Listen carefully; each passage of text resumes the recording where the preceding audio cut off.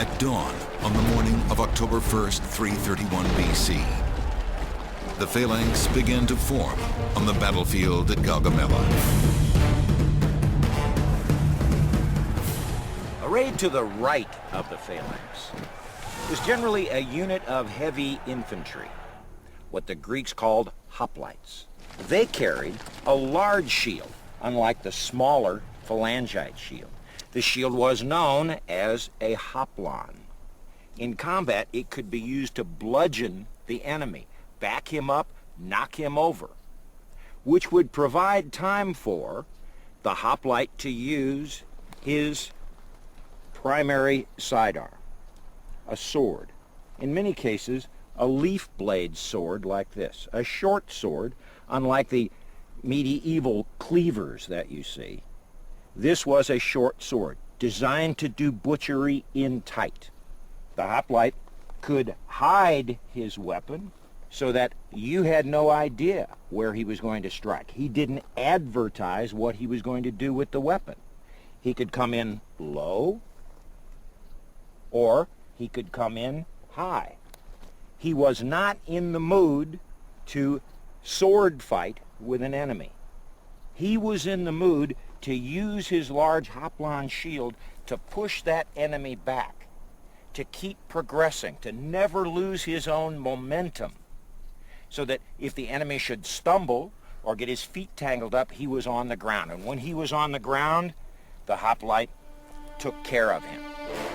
With the armies in place, the battle lines at Gaugamela have now been drawn. Darius was apparently planning Gaugamela to be the final battle. This is a turning point for Alexander and the future of the world.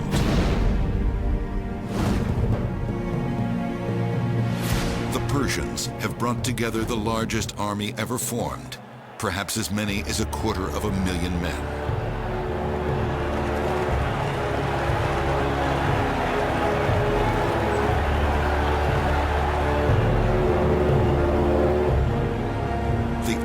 Alexander consists of just 45,000. The stakes were high. For Darius, he knew that if he lost this battle, he would probably lose his empire. For Alexander, the stakes were high too. He had staked everything on defeating Darius and becoming the king of Persia. Alexander risks everything on this one battle. If he wins, the richest empire on earth will be his. If he loses, 45,000 men will be slaughtered, and Greece will be open to invasion. A 26-year-old is about to fight a battle that will determine the future of 2 continents.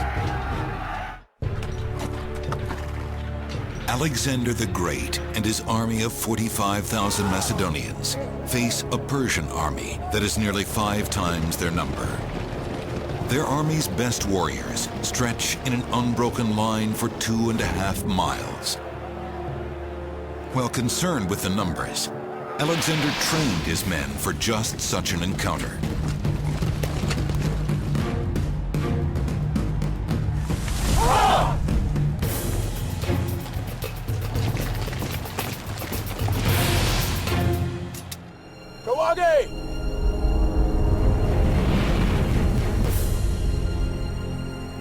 Darius had laid out his battle line in a way that was a tremendous challenge for anybody. It was 2.5 miles long, and there were fairways, killing zones, laid out for scythe chariots.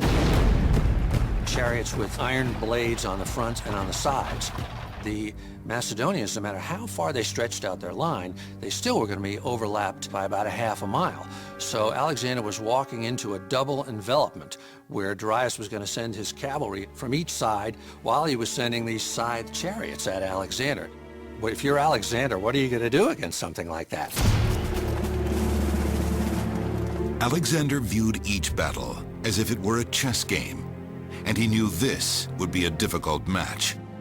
Alexander viewed his army metaphorically as a hammer and an anvil. The phalanx would serve as the anvil.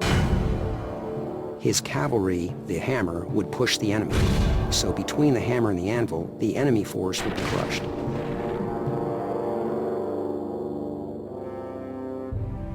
In every previous battle, Alexander's hammer and anvil tactics had worked flawlessly.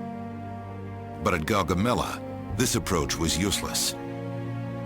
With a Persian line stretching for over 2 miles, Alexander's cavalry could not possibly outflank the enemy.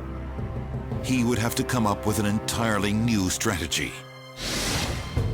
First, he grouped his infantry into the phalanx formation, 256 warriors to a square, 16 across, and 16 deep, and nearly impossible to stop. This approach to warfare was new to the ancient world. Next, how best to utilize his other great asset, his cavalry.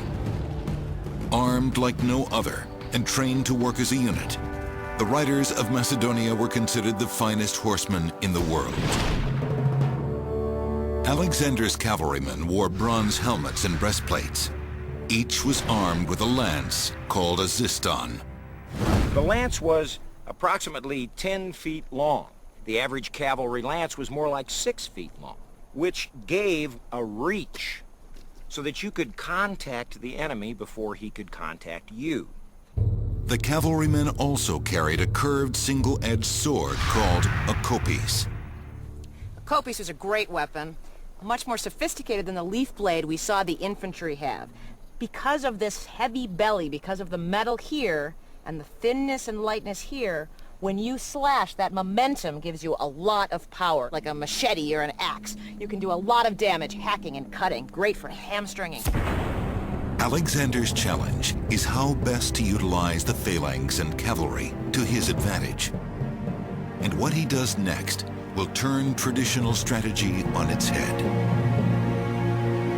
Rather than face the enemy head-on, Alexander arranges for his outnumbered infantry to face the Persian center at an angle.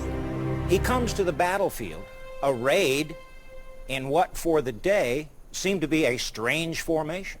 If we were to look at this in modern military terms, if we were to look at the way Alexander arrayed his Macedonian forces, we would say that he approached Darius's line of battle in a left echelon formation with his left flank refused. The modern military terms mean that the Macedonian phalanx were arrayed at an angle, with the left side facing outward away from the battle, expecting an attack from the side. And the echelon, or angled line of attack, couldn't help but confuse the enemy, who had never seen such an approach to battle before.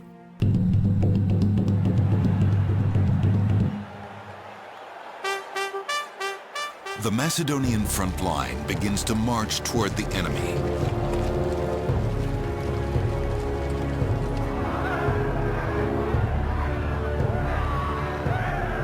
On the front line of the Persian force are the Immortals, Darius's elite guard.